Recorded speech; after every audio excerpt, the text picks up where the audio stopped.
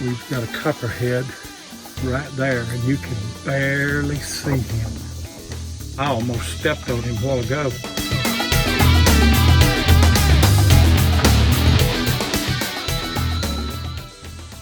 Phew! It's got hot here, ain't it? We are in where? Where we at? We're in 5 Mile Holler, I think. That's where we're at. There's a snake in my boot. Well, I wouldn't put it past it. We have seen two today. We killed one, killed the Copperhead, and then we've seen a big black snake. Hey, you guys are always saying that don't kill the black snakes because they kill the poisonous snakes. Yeah. Well, both of them was in the same log pile right there, wasn't it? Yeah, I didn't kill them. Yeah, didn't do it. We had a decent hunt here today. We had a good time. We didn't find a whole lot. Anything good. I think I found one wheat finally, and a few odds and ends. We found some big iron, a bunch of plow points. Found a lot of that iron from the farmers' tractors. And you can tell why those plow points were breaking off. That's the rockiest field I've ever hunted right there. Oh man, it was hard. Yeah. But anyway, you'll see it here on the video, and we appreciate all of you watching. Me and Mark are in 5 Mile Holler. He's just now getting going right there, coming down. I've got my first signal right here. A little choppy, but it is a piece of horse tack, iron buckle. I'll take that though. There's Mark right there.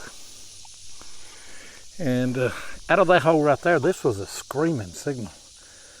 I've got part of an old crosscut saw right there, and then there's a little shard of pottery came out with it as well.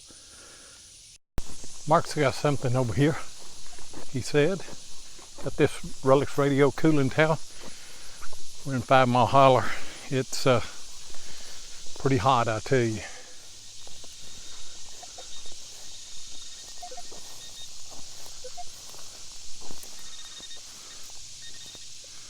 What you got? I'm not sure what's in here. There's something in here metal. I'm going to show you something else. I dug out pieces of, see that right down there? It's a marble. Oh yeah. I see it there. Go ahead and pluck him out. All right.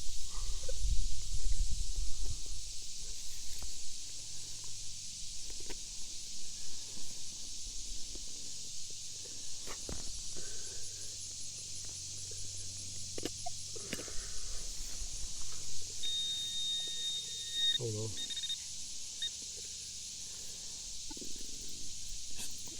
Go right up next to it. You'll hurt it. There you go.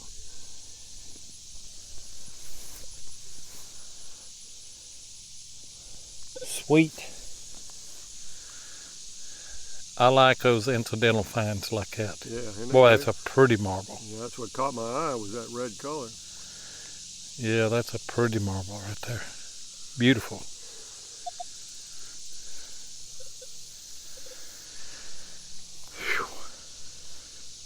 We'll play marbles. We can play marbles now.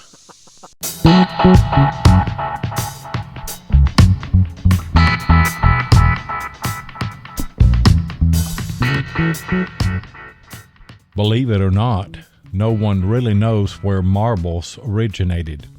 They've been found in the ashes of Pompeii, in the tombs of ancient Egyptians, and they were played with by Native American tribes. The earliest examples were simple stones that had been polished smooth by a running river, but ancient examples were made by hand from clay or stone. Mass production became possible in 1884 when Sam Dyke of Akron, Ohio, created a wooden block with 6 grooves, each of which held a lump of clay.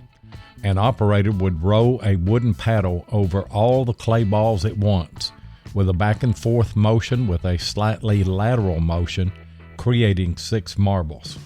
With around 350 employees, Dyke's factory was cranking out about 1 million marbles every day. Mass production made marbles much cheaper to make, allowing the price to drop from about a penny each to a bag of 30 for the same price. Other businessmen jumped on the bandwagon, and Akron soon became the marble capital of the late 19th century in America. In 1915, mass production of glass marbles began, thanks to a machine invented by Akron's M.F. Christensen. His machine consisted of a screw conveyor made up of two groove cylinders, spun next to each other. A slug of molten glass was placed between the cylinders on one end, and it was gradually carried down to the opposite side, simultaneously cooled and shaped into a sphere by the rolling grooves. The design worked so well it has remained essentially unchanged and is still the most common way to make marbles today. And by the way, were you aware that the name marble originates with the type of stone that was once used to make marbles? Been a while since I found one of these. Check it out in this hole right here. It's an old barrel tap. That's solid brass. Oh, that's a screaming target right there. One but about 4 or 5 inches down. We've got a copperhead right there, and you can barely see him. I almost stepped on him a while ago, but you can see him right there.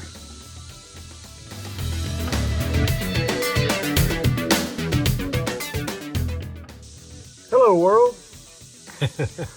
We just want to give a big shout out to a good friend of ours, Mr. Darnell Williams. And Darnell was on the show. You know, he was on the show the other night, right? Right. It's probably been 3 or 4 weeks, not long. Yeah. So, you know, Darnell, and he's been giving away some giveaways, and he's actually been giving away some of these Relics Radio cooling towels. And I'm going to tell you something. I really enjoyed using this, and it really works. It does. Keeps you cool. Detectees.com, that's Ken and Mark Guthrie. Great people, sponsors of Relics Radio. Yes, they are cool. Yeah. They are.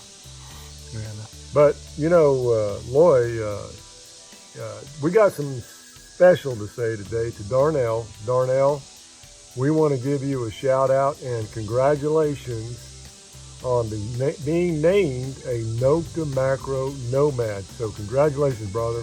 We really appreciate you. Appreciate you having on the show. And yeah, it was well deserved. That was a no-brainer. Right. I mean, for the Amphibio, nobody knows it better than Darnell does, and we found that out when we had him on the show. Right.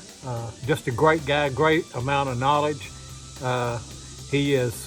If you're in a bad mood, call Darnell Williams.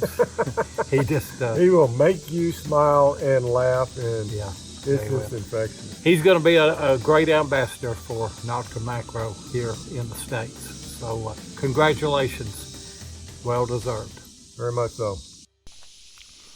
Been hunting this with the AT Pro, and I've got my Equinox with a 6-inch coil on. There's a lot of iron need to separate. Out of that hole right there, I've got,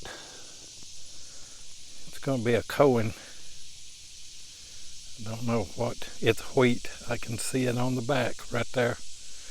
Wheat scent, don't know the date, but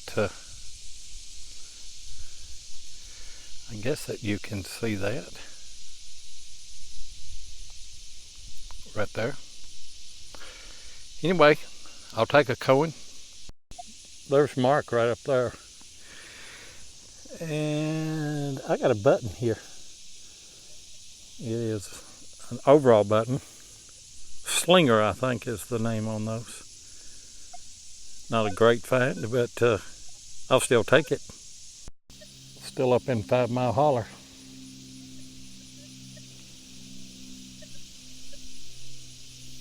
Marc Hoover.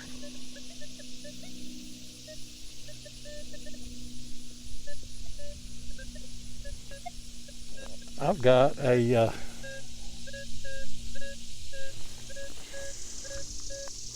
out of that hole right there, check out this watering bit right here.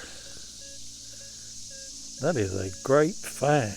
for an iron find. Never found one exactly like that. That might be hand forged. I love that. Marc is still right up there. Out of that hole right there, and it was ringing in about an 18 until I opened the hole, and then it went screaming. It is a clock gear. Don't know that you can see the little gears on the outside right there. That's a good find. I don't know who it will be next week, but yeah, it is. We'll be right back here next week. We will be on the camera. Oh, okay. We'll be right there with him next week. See ya.